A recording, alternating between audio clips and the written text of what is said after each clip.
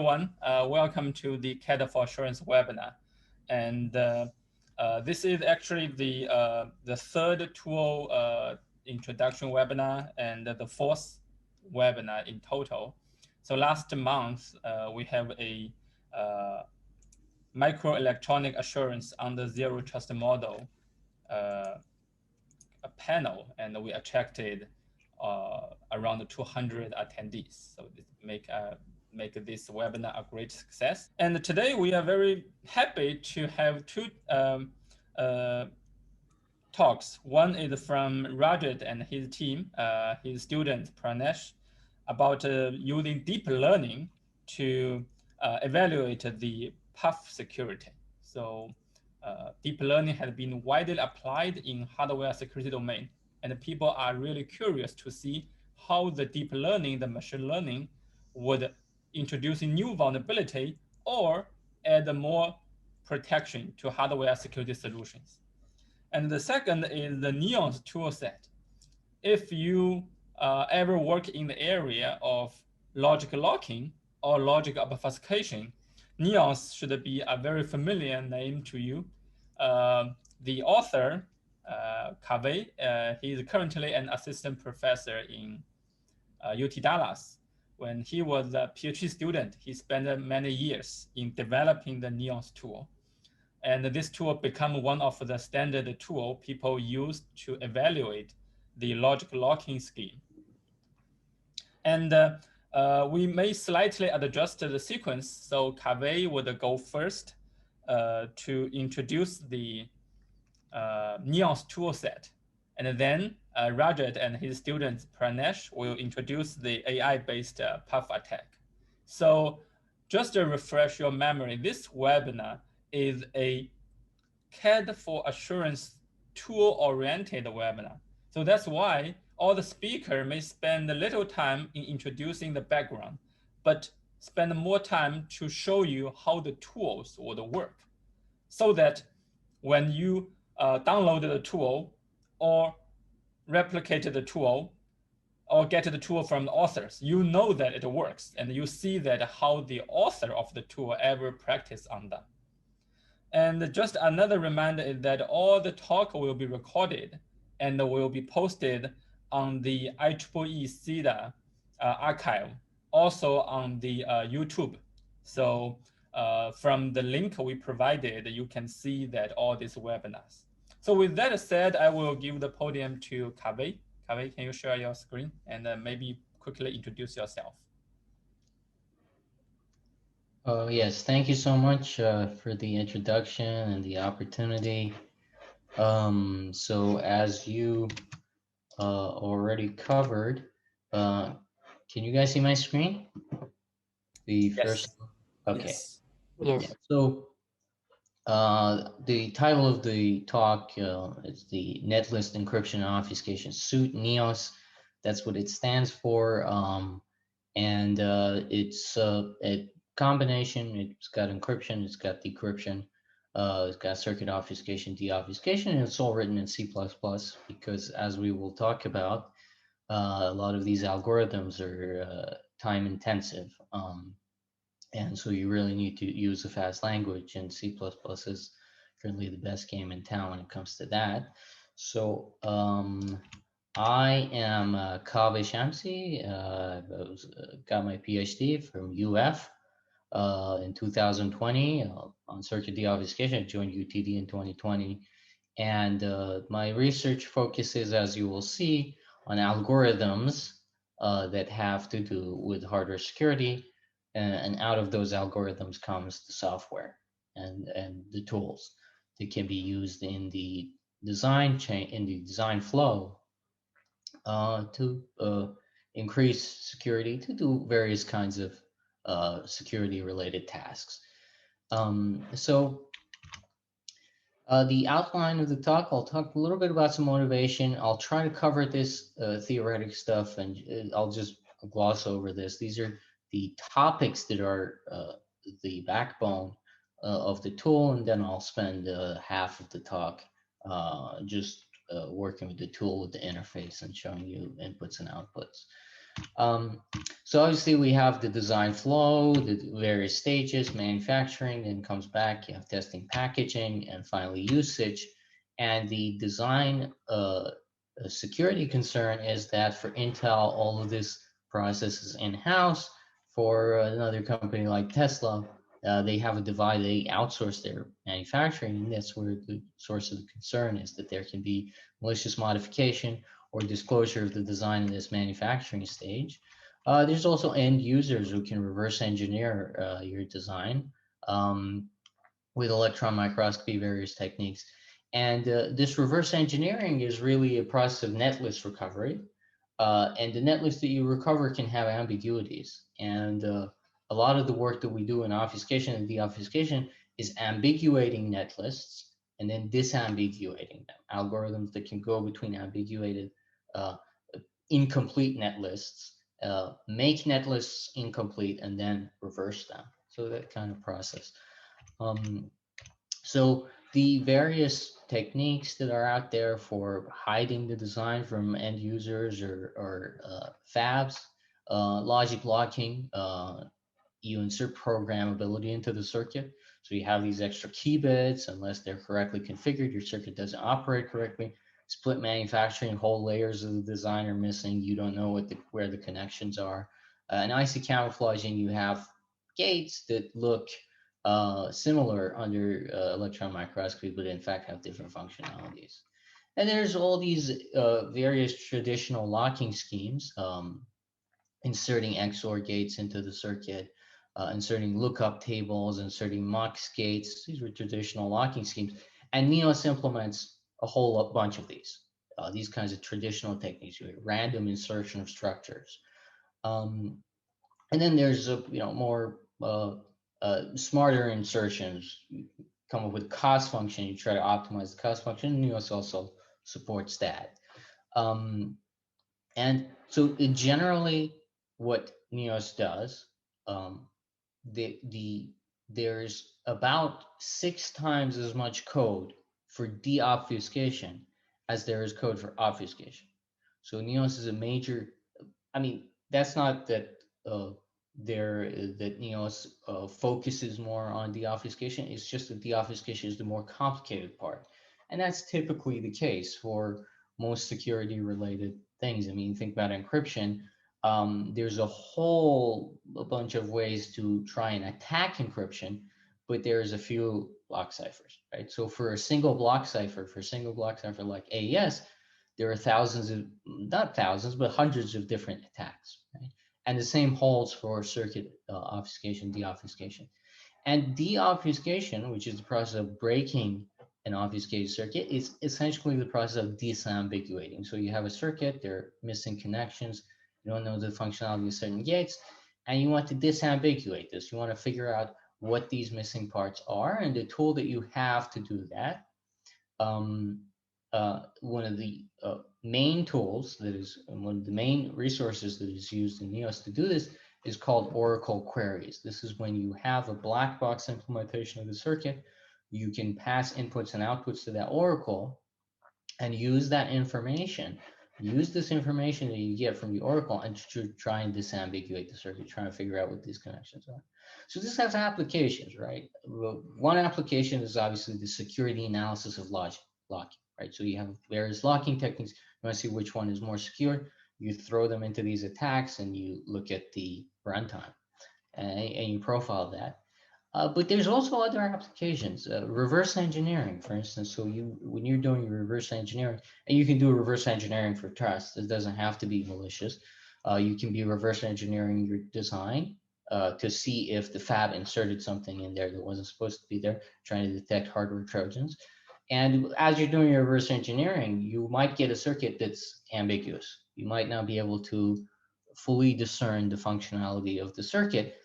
You can use as a SAT attack, an algorithm, a deobfuscation algorithm that we're going to talk about to do this disambiguation. So it has applications beyond just locking. The SAT attack does this kind of querying, and it does queries that help it disqualify bad keys. It does this iteratively, disqualifies all the keys, and eventually finds the correct key. However, it does all of this without constructing this truth table, because that's huge and ridiculous to build. It does it via converting this problem to a SAT problem, and then asking these SAT queries, a sequence of them, to correspond to doing this business on the truth table. And it has a flow that looks like this. You have to build what's called this emitter circuit, which is copy two circuits. The outputs disagree. When you solve this, it helps you find those input patterns that will teach you good information about the key. You go ahead and query that on the Oracle. You get what's called the input output observation. You append that to this, to that original emitter, and this SAT problem grows and grows and grows it until at some point it becomes unsatisfiable, at which point you can recover the key. Okay, so this is the general structure of a SAT attack. NEOS is filled with variations on this scheme, on this theme. So one variation is AppSat.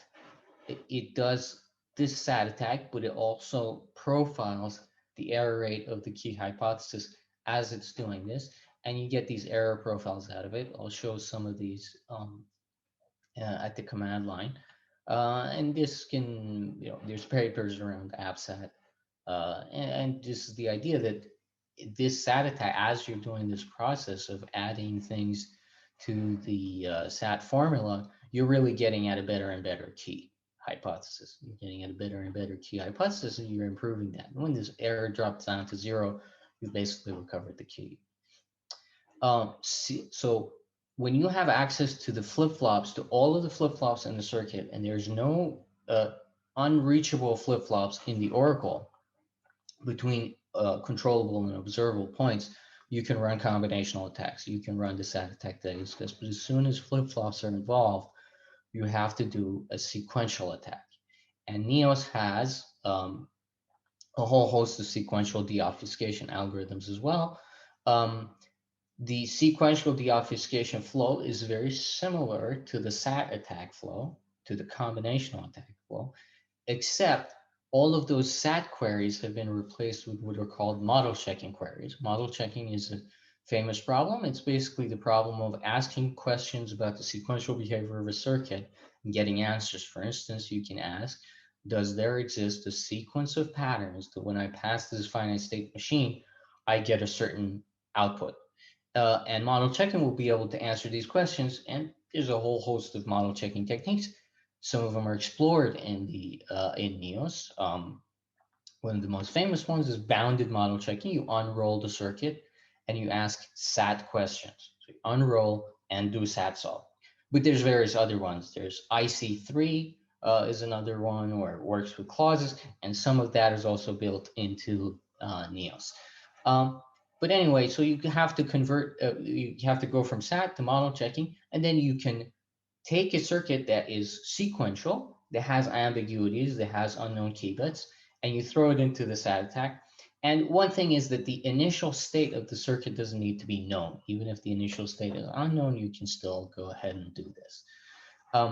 When you're doing sequential attacks and combinational attacks, you end up sometimes with this situation where all of these input-output observations, all of these key conditions start to build up in the SAT solver. So NEOS has a whole lot of support for this technique called key condition crunching, KC2. It takes these conditions and tries to simplify them by using circuit simplification techniques, by using BDDs, by using ban clauses, what are called ban clauses, which is a clause, a SAT clause that will ban a certain subset of the key space. But it's very small, it's just a single clause, right? So you don't need to keep track of a whole copy of the circuit to have an input-output observation. You can just keep a clause, and there are certain don't care bits in that clause, and this will ban an entire segment of the key space. Along with various so this simplification, there's another technique, settled node detection. I'll talk a little bit about that. That can help you detect whether certain key bits have been fully recovered at a certain point in the attack. And this can help improve the clause buildup.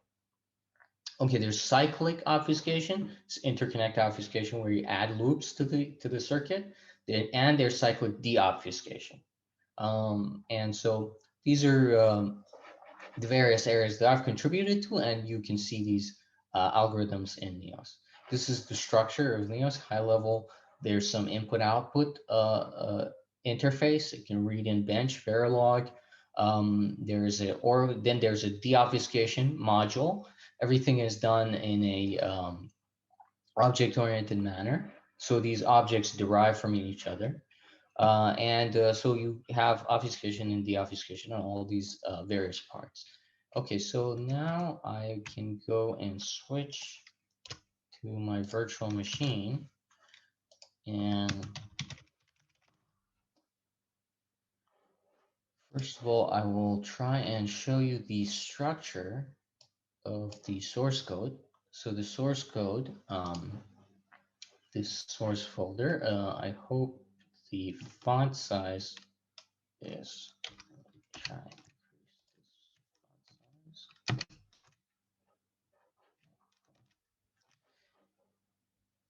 The source directory,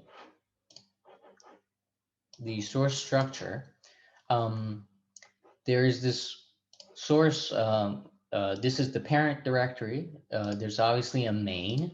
So if you want to see what is happening as soon as you enter the code, you got to go to main. It starts off, and there are these various modes. So there's an interactive mode, there's a command mode, there's an encryption mode, decryption mode, equivalence checker, and something that gives you circuit stats. The interactive mode and the command mode are very useful because these implement. These aren't just a single run program. These are actually, it's kind of like an interpreter, and I'm trying to expand it so you can potentially script in it. This is what ABC does as well. If you're familiar with ABC, if I run ABC, ABC has a command line, and I can do just this font size a little bit bigger.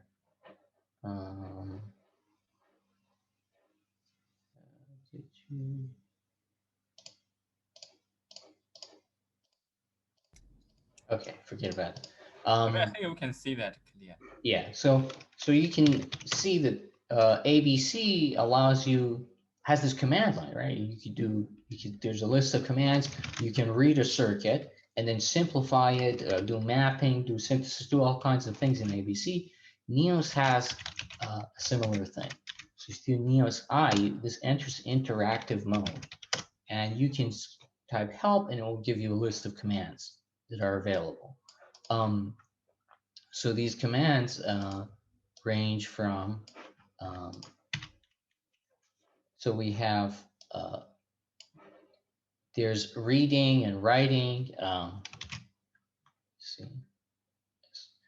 So there is read bench or read Verilog. It doesn't read all kinds of Verilog. It only reads what's called gate level Verilog. That's the kind of Verilog that doesn't have always blocks. It can have modules, it can have assign, it can have range, it can have concatenation, but it can't have always blocks.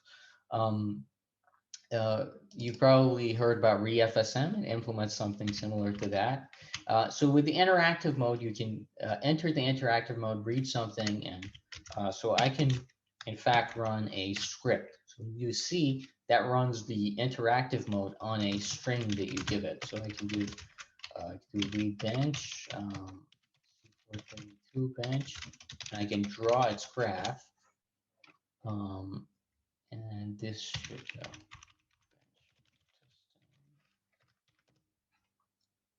So this is the C432 benchmark. This is the graph. So the outputs are blue, inputs are red, and the gate functionality is written like that. So I can take C432, I can do encrypt with XOR 10. I can insert 10 XOR gates. I can draw the graph before I encrypt it and after I encrypt it. And this should give me These green nodes are the key bits that have been inserted. So the key bits, you can see that this is just a random XOR encryption, right? So if I zoom in, key input 3 is connected to this XOR. Okay, so that's with the command line, you could do it, but you can also just use the E command. So if you E XOR, this will do XOR encryption. You give it the original circuit, you give it the encrypted circuit, and then you pass parameters. So I can encrypt it with 30 bits. And then I could try and decrypt this. I just have to change that E to D, and then I have to specify the decryption out method. So here is exact, AppSat, various kinds. So if I do, then you give it the iteration limits. So you see this runs in 30, this 32 input output patterns are tested. And finally it recovers the key and does an equivalence checking. If this fails, so let's say I don't give it enough iteration budget. So after 10 iterations, I won't have a correct key. It will give me a key error. So it's not just that this is an incorrect key, it also gives you some error. And so these are all part of this main function that gets us the main decryption. So if I look at main decryption, these are the all various algorithms that are implemented.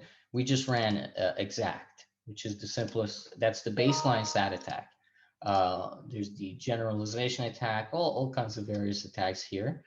And there's also hill climbing. Hill climbing and or BBO, which as I call it is black box optimization.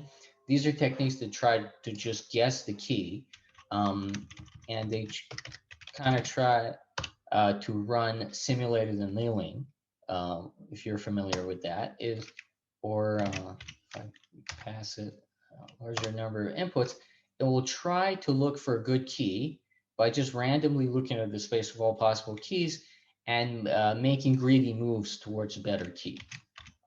And so you pass it the number of patterns that it's supposed to try. Let's see if this works. Well, you get the idea with black box optimization attacks. Okay, so now if we go to one of these decryption schemes, we can see that it has an object-oriented nature. So this decryption, the cube decryption technique, derives from the more general SAT-based decryption, which derives from more general decryption. So this deck class, this is the parent of all the deobfuscation classes that are there in the tool. So so this is sequential deobfuscation is under this MC. So this is MC, stands for model checking. There's also MC deck. This is model checking based decryption. And we have a whole host of techniques here. So for instance, one of them is IC3. This actually uses the IC3 model checking technique to do deobfuscation. Now, we can try and encrypt something sequential. We take the S27 benchmark. It's a really small sequential benchmark. You can put 10 key bits in it. And then I can try and decrypt it with the model checking attack. So you see, model checking attack, it doesn't do discriminating input patterns. It does discriminating input sequences. Right? So each disk can span across multiple clock cycles, and it will increase its depth. So first, it does disks that are of length 1. These go only 1 clock cycle deep. And then you run out of all of the discriminating input sequences at clock cycle 0. That means that the sequential, that the hypothesis on the key that you have will give you a sequential circuit that agrees with the original circuit up to the first clock cycle. And you can increase, so as the depth increases, so here this is depth 2, And this circuit, you finally run out. There are no discriminating input sequences that are length 3 in this circuit. And it does, in the end, it does a sequential equivalent checking. Sequential equivalence checking is done using ABC. ABC has a really good sequential equivalence. Sequential equivalence checking isn't easy, but ABC has a nice command for doing that. And so if you get an equivalent out of running the sequential attack, you truly have a correct sequentially resolved circuit. So also another, we talked about KC2, which is all of these key condition crunching techniques. Those become really useful when you have an obfuscation technique that requires a whole lot of queries. So if you look at the, this is obfuscated with anti-SAT. Anti-SAT, if you're familiar with, it's a technique to make it such that you need to do a whole bunch of SAT queries, an exponential number of them, to be able to deobfuscate the circuit. So this, I think, has 10, it's an anti-SAT of width 10. So that means it takes 2 to the power 10, 1,000 queries to deobfuscate it. And if you run the baseline SAT attack, you'll see that the number of variables and clauses keeps growing until it gets to wherever it needs to get, which is, in this case, 1,000. But you can try and do some simplification. So let's see if this works. You can assign it, there's different levels of key condition sweeping. The higher this number is, the more simplification it does. I think KC sweep with 5, that's running ABC. So you see now, if I stop this, you will see that after every 5 iteration, it actually goes ahead and calls ABC and tries to simplify the circuit conditions that have resulted from the observation so far. And after you do this, the number of variables and clauses in the SAT attack drops. So rather than your clause count just going up like that, just going up linearly, it will go up every time you do a case 2 simplification, it will drop down. So here it drops down from 2200 to 1900 and then keeps going back up. So this way you can keep the clause count low. There's another attack. There's the gen attack, which uses, in this current version, uses a BDD to keep track of the key condition. If I pass it, I have to give it a period of how many, after how many iterations it needs to do this. You then give it some iteration limit. Let's see. Yeah, so this is keeping track of the key condition using the BDD, and you see that it's a whole lot faster than the original attack. And if I look at the num nodes, that's the number of nodes in the BDD, you'll see that the BDD throughout the attack grows. It grows, it goes up to some 1,000 nodes, and then it starts coming back down. So you see that it grows, it goes into the thousands, but then it starts coming back down. That means that you're, and then at the end of the attack, this BDD captures the correct key, or your best hypothesis of what the correct key is. That BDD grows, but at the end of the attack, it gets really small because it's really identifying just a small number of keys. Right? This BDD in the end, these 36 BDD nodes, it captures all of the keys that are correct. And the complement of this BDD will capture all of the keys that are incorrect. So this keeping track of BDDs is interesting. And you can apply all of these simplification techniques also to the sequential case.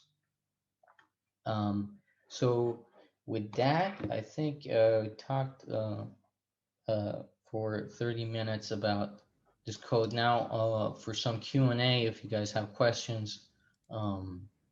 If you don't have questions, I could spend Thanks, Kaveh. Yeah. So very, very informative. I think you kind of like put a lot of information quite in a very dense way into this presentation. And luckily we do have the recording, so I hope people can go back and go through your recorded video to better understanding the tool. Yeah, so, this is from this is from teaching during COVID. You get used to the recording being there, so you just go super fast. So one thing is, I think, can you maybe quickly share the link where people can download the NEOS tool, at least the binary, on the chat window? So I guess people would ask for that. Yeah. So this is there's a Git. If you go to Bitbucket and search for Kaveh SHM, you will be able to get to my Bitbucket, where let's wait for it to, where NEOS is available to you. The NEOS full, this is the full source code of the most recent version. This is currently not available. This is not a public repository, but the binary is. The binary, there's also a static library that I'm working on. So if you have the static library, you can then try and interface with that static library. It will expose all of these .h files. So the .h files will be available. So you can call these functions. You can create circuits, transform them, even if you don't have the source code.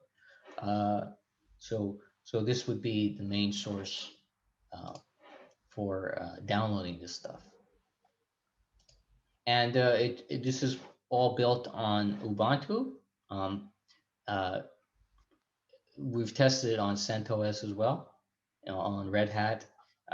And if you run the binary, the worst thing that can happen is it will say that you're missing a certain library, and you just have to download those libraries. Usually you download a couple of libraries and it runs, the binary runs. Shouldn't complain much beyond that. Okay, thanks. So any questions from the audience, please type in the question in the Q&A window. Alternatively, you can send an email directly to the speaker. I think Kaveh would be happy to have further collaboration. So any question? I did not see anyone from the Q&A window. Yeah, so again, the session is recorded, and the whole tool is still under development. And this tool, as far as I know, it become a standard evaluation tool for many projects to tell whether some locking scheme is good enough or not. So, which is a great achievement at the tool itself. Okay, so if no question at this moment, then I would like to thank Kaveh again. Thanks, Kaveh, for spending the time and introduce your tool. Very powerful one. And then we will move to our next speaker. So Kaveh, maybe you can, yeah, you can stay online if you want. So it's, again, great honor to have you. So our next speaker is from Rajat and his student, Prakash. Where is Prakash? I cannot find him. Oh yeah, Pranesh. Yeah. Pranesh. Yes. Good. Okay. So Rajat is from IIT Kharagpur. Yes. So I hope everything goes well with you in India. So we hear all this news that we really hope that things go well with you and your family. So, and now the podium are yours and your students. So please feel free to share your screen and introduce Sure. yourself. Pranesh, would you like to display the slide? Yeah. So thanks to Yer and Swarup for the invitation. And So Pranesh, put it in the presentation mode. So today's Yes. our talk will be on deep learning based model building attack tool on physically unclonable functions. We'll be presenting the talk myself together with my PhD student Pranesh Santikellur, and uh, I will start the initial presentation. I'll cover the initial portions, but then for the technical part, including walking through the code base, all these things Pranesh will do. One of the issues or differences of our presentation with the one that Kaveh gave just now would probably be that since our uh, uh, application is primarily on model building, which often takes quite a large amount of time and working over extremely large data sets, it will probably be slightly difficult to give you a complete demo, but we'll at least try to walk through the code. Pranesh, I think you went offline. Are you there? Yes, I'm there. Is it visible? Yeah, I think the slide. Yeah.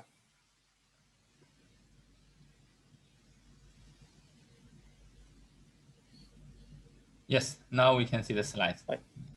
So yeah, so let's start. So I'll cover with the physically unclonable function and some of their applications. We'll cover some fundamentals, and in particular, we'll give examples of Arbiter Path and XRArbiter Paths, which are kind of canonical examples of strong paths, and we will discuss in the later part of the talk. We will discuss techniques to attack XRArbiter path in particular, and some other types of path which have proved to be robust against machine learning attacks till now before our work. Pranesh will take over description of the deep learning based path model building attack tool that he has developed during his PhD. In particular, he will cover something called tensor regression based attack.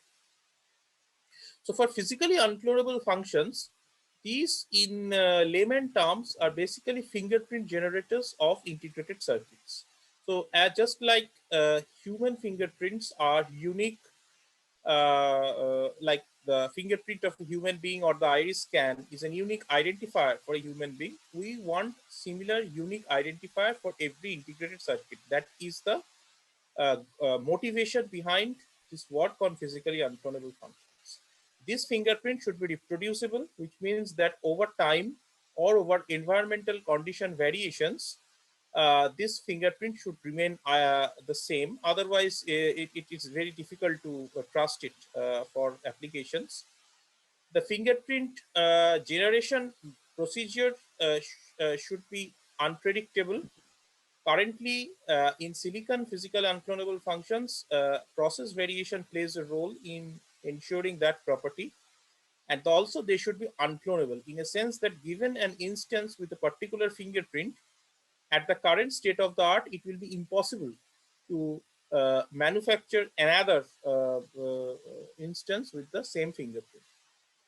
The puff should be a one-way function, and also it should be tamper evident in a sense that if you perform any physical disruption or physical change of the puff circuit, its input output behavior, the mapping of the input output will change permanently, which will make it evident that some tampering has been done, and it will be impossible to take back the puff to its original form. Pranesh, next slide.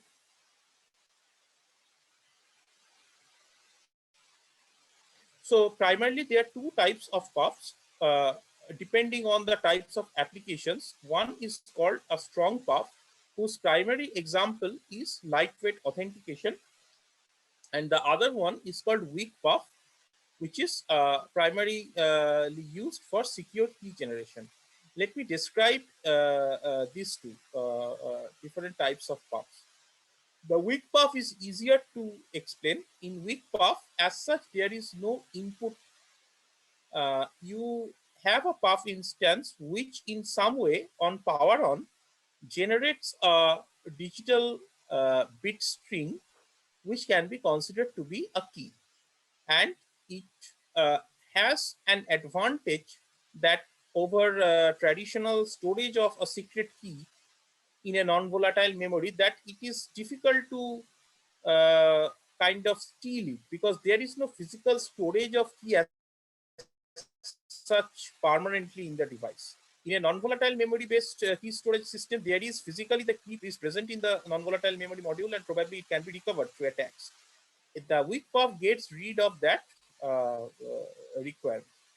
The strong puff, on the other hand, acts as a traditional digital circuit. It has several inputs, it has several outputs, and this mapping between input and output, that is the truth table of this Boolean circuit or digital circuit, it ideally it varies from every instance to instance.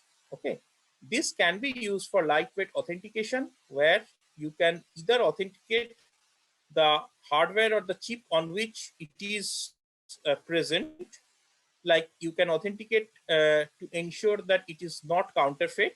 You can also use it for lightweight authentication in Internet of Things types of protocols that are used in Internet of Things types of applications on extremely resource constrained devices, because this type of protocols traditionally try to get rid of the difficult cryptographic operations, difficult in a sense power hungry cryptographic operations, because your IoT devices are expected to be of less storage capacity for energy. And also your IoT devices, it is very difficult to perform key distribution type of things, which is the or like digital certificate, this type of things, which can be used in other application domains very easily, like secure browsers use it. Okay, so these are the two primary application areas of puffs currently. Pranesh?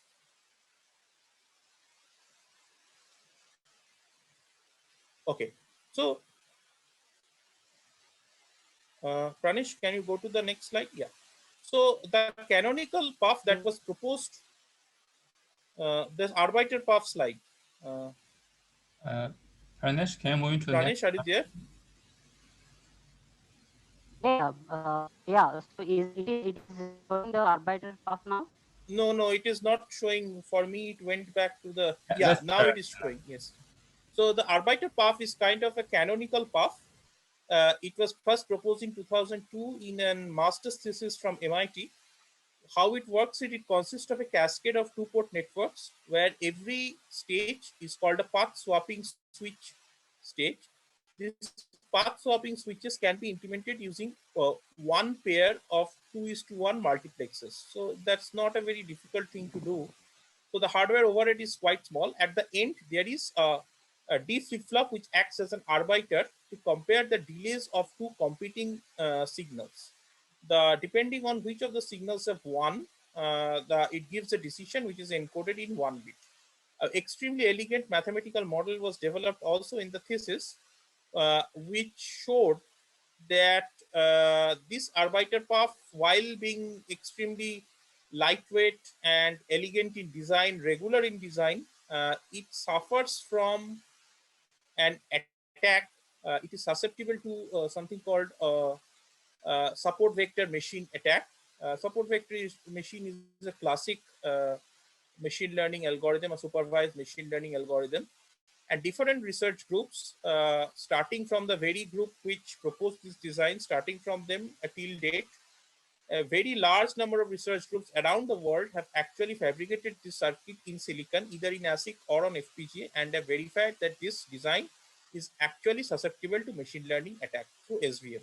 What happens in SVM-based machine learning attack or any machine learning attack, the goal is that given a very small data set of input and output responses, or a very small fraction of the truth table of the circuit, you want to build a mathematical model of the path which will be able to predict with very high probability of success the rest of the truth table. So that is the goal.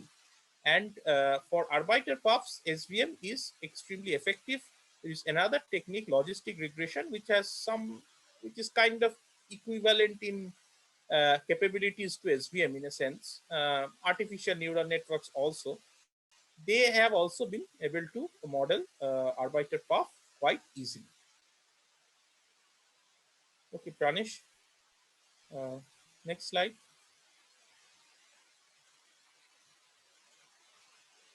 Pranesh? Yes, is it visible or No, it is not visible. Actually, I am also having some network issues here. There seems some probably delay. can find the bandwidth? Yeah, I also am getting, yeah, now it is visible. So the XRArbiter Path was proposed to mitigate this vulnerability to machine learning attack. The idea is quite simple. You apply the same input, which is shown by this vector C. These are called challenges. Each of the, now instead of one Arbiter Path instance, you use several Arbiter Paths. Here, XRArbiter Path instances are used, ranging from A0 through AX minus 1. Each of them generate one bit of output, which is shown from R0 to Rx minus 1. And then all are XORed to finally give the overall output. Oh, I think he has dropped. Now we lost Pranesh. Yeah, and now he's back again. Actually, I can also show the this thing. I mean, I can cover my portion of the talk, but the problem is for the code base thing, Pranesh needs to take over. So maybe I would say Pranesh is online now. Can Yeah, Pranesh let me continue with the this thing. Let me continue with the my at least my portion. Yeah, is it visible? Yes. Okay.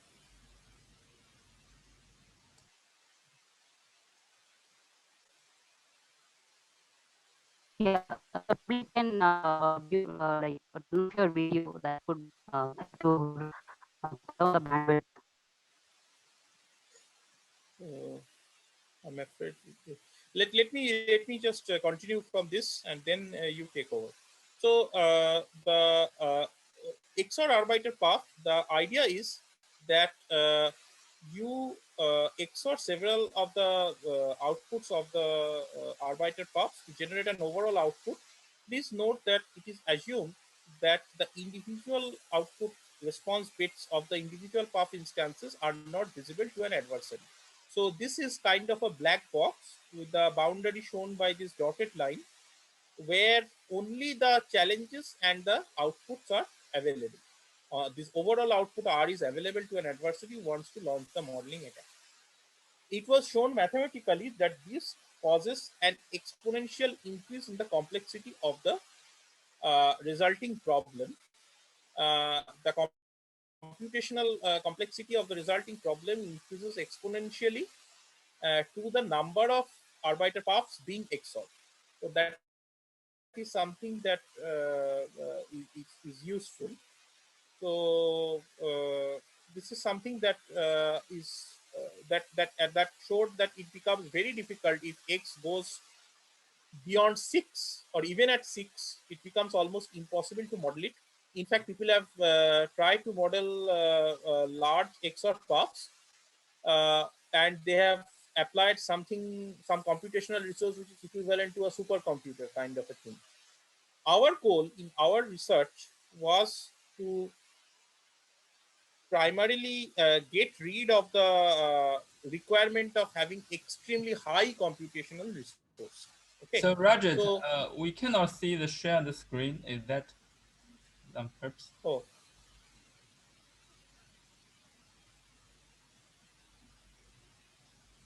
Okay, can you see now? Yes. Yeah. Okay. So so our goal is twofold. One is to demonstrate that through efficient machine learning algorithms, it is might be possible to model some very robust paths like these XR paths using ordinary computational resources, for example, a single workstation. Secondly, our goal is also to provide a framework, evaluate the security of paths, because like if you see the literature, the number of new path designs that are being proposed is extremely large. Okay, like every a new path design probably comes out every week. Now the question is whether it is acceptable to deploy in real applications. So we need a fundamental understanding of that. So there have been other works also in slightly different along slightly different paths to answer this question of security of paths. For example, recently there have been some works based on pack learning based modeling of paths for certain types of paths which can be described as composition of some other basic path types, and which gives you an estimate of the complexity of the design problem, a theoretical estimate. Perform modeling of this to machine learning attacks and also to increase the efficiency of the computational efficiency of the machine learning attacks.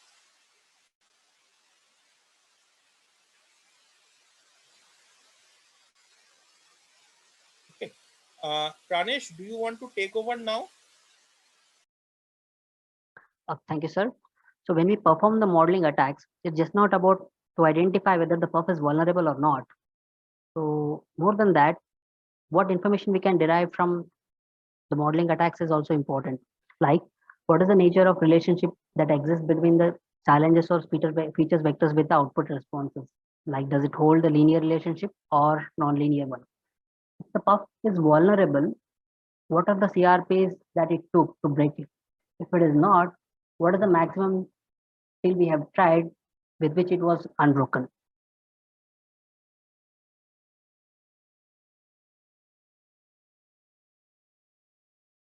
So we have two important tools that we made available in the GitHub.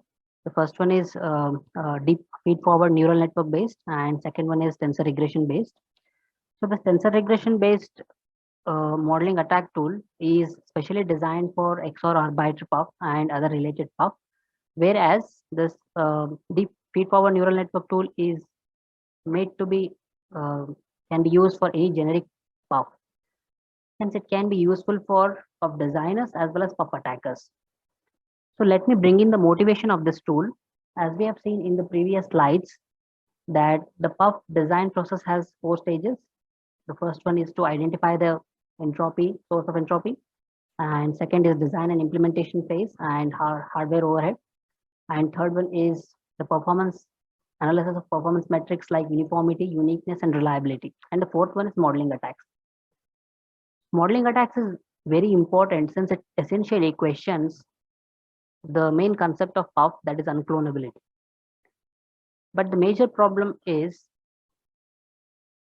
when we design the process, the first three skills are completely different from the modeling attack skills. So our idea of building this tool is to make this easy to run, and it should require a minimal machine learning knowledge. And speaking from the puff attacker's perspective, we have completely system in place with state-of-the-art hyperparameter search algorithms, which can be beneficial to puff attackers as well. So let's go into very brief about deep feed-forward neural networks. The reason why we chose the neural networks is because they are powerful.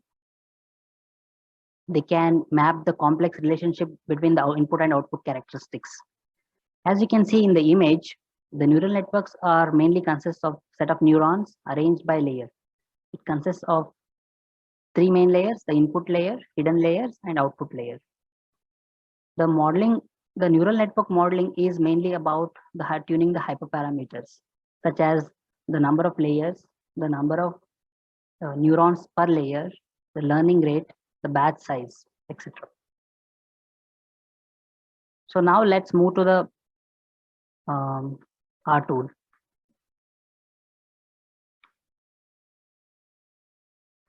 Considering what to expect from the modeling attacks, we incorporated these 4 parts into attack tool. First one is usage of feature vectors. The tool provides an option of feature transformation.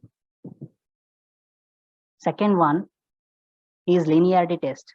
The tool reports if the challenge responses are linearly separable or not. Third one is hyperparameter search. To minimize the efforts of the user, we employed hyperparameter search for finding the best hyperparameters. Fourth one is inclusion of MLP classifier from scikit-learn and Keras. This tool is implemented in Python, and these frameworks are very helpful for manual tuning of hyperparameters. An important observation is how many CRPs one has to collect for launching the modeling attacks. Since the robustness of PUF comes in varied levels, it is a difficult question. From our observation, we categorize the modeling attack test into 3 parts. The first one is using up to 0.5 million CRPs. The second one is up to 1.5 million CRPs. And third one is greater than 1.5 million CRPs. We can only run the first one and second one on desktop workstations.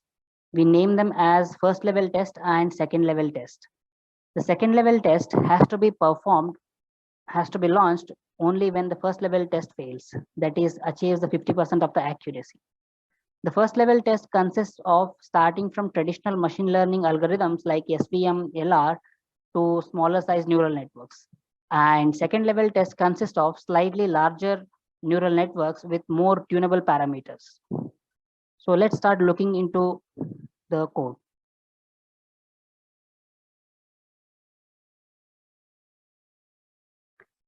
This tool is implemented in Python language and requires command line arguments to run.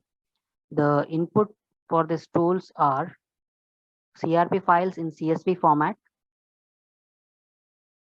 the feature vector transformation, either the value is direct or parity or custom methods, and the level of the test is either the first level test or second level test.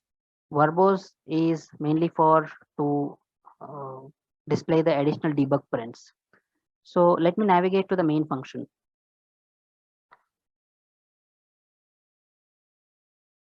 The first step is to fetch the CRPs into NumPy arrays. Then the CRPs is splitted into training set and testing set. Then it checks for the level. If the level is 1, then it performs first level attack, or if the level is 2, then it performs a second level attack. So let's go to the first level attack.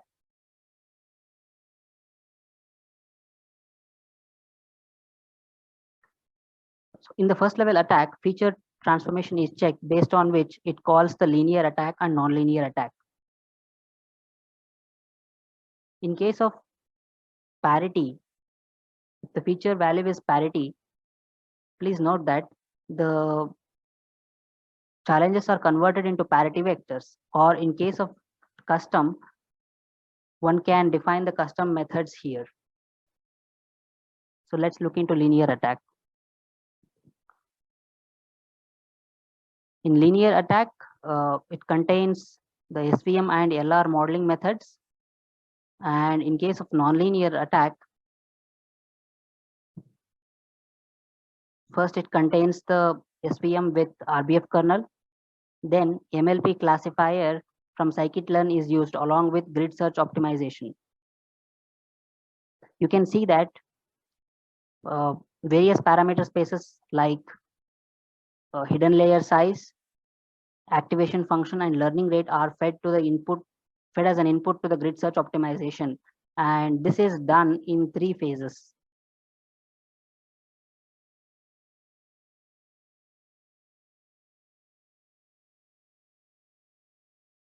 Grid search optimization performs an exhaustive search and finds those hyperparameters which gives the best accuracy among the listed ones. This total step running the first level attack, it can take approximately up to 4 to 5 hours. So moving to second level attack. Second level attack, it includes Keras APIs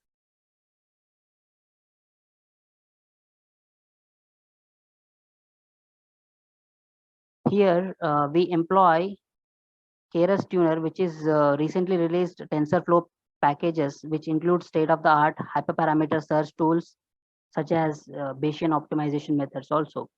So Tuner requires deep learning model, Keras model, which we have defined. So here we have mentioned a random search as one of the hyper parameter optimization method. We have listed two here. One is hyperband and one is random search. One can use any of the choice. And these methods requires the Keras model in which where we have defined 5 fully connected layers with varying number of neurons ranging from 10 to 300. One can add more number of layers if required. So this is the complete code, and we are also looking for further improvements. So one can run this attack tool in the Google Colab. No, let's run it. So to demonstrate the run, I have loaded the challenge vector and challenge and response of the 4 XOR path. So Google Colab requires only the Keras Tuner as an additional package. Let me install it.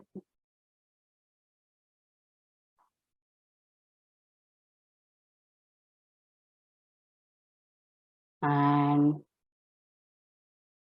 we can check the input arguments with -h option.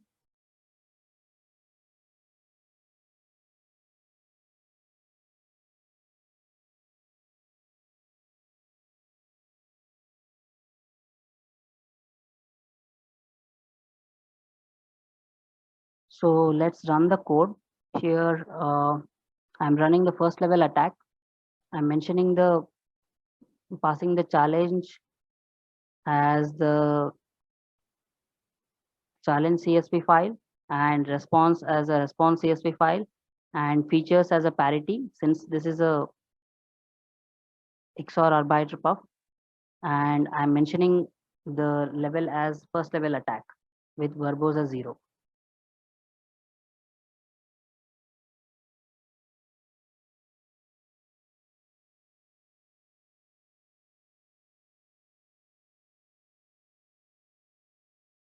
Yes, it's running. It will take maybe 4 to 5 hours to complete it. So let's move to a tensor regression based attack.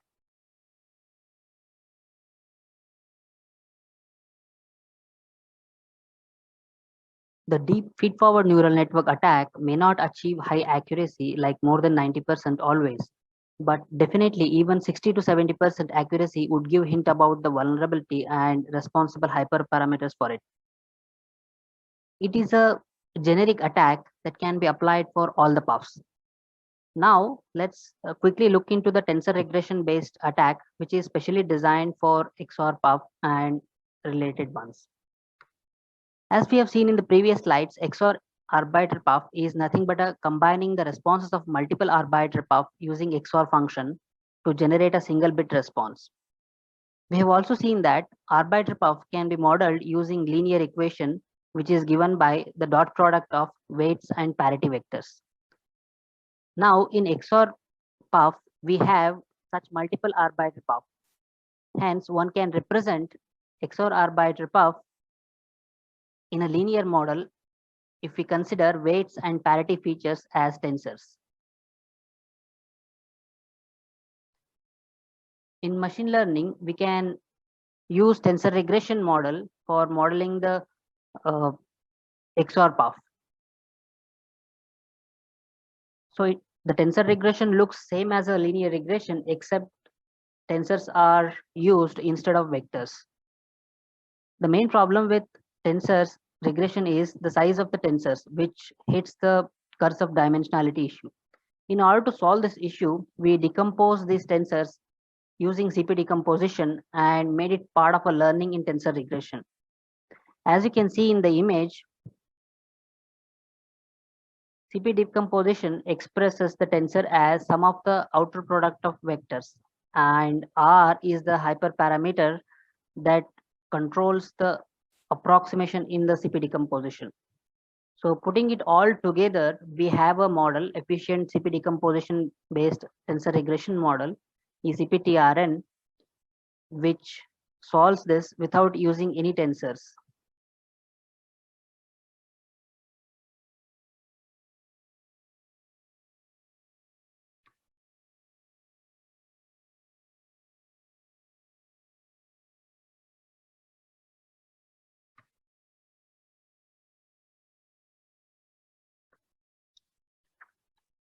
So this diagram explains the complete flow of ECP-TRN, that is efficient CP decomposition based tensor regression network. In this image, the parity tensor is represented as the outer product of parity vectors, and weight vector is expressed in the CP decomposition form where R is the hyperparameter. In order to compute this main dot product without reconstructing them to a tensors, we employ a little trick. We took the dot product between the CP decomposed vectors of parity tensor and weight tensor in a way that it computes the main product. And at the end, we use sigmoid function for the classification of responses. So let's look into the implementation details of the ECP-TRN. We implemented ECP-TRN in TensorFlow 1.12 version and Python 2.7. So along with the hyperparameters that we have similar to a feed-forward neural networks like learning rate, batch size, we have got an additional parameter, that is the rank.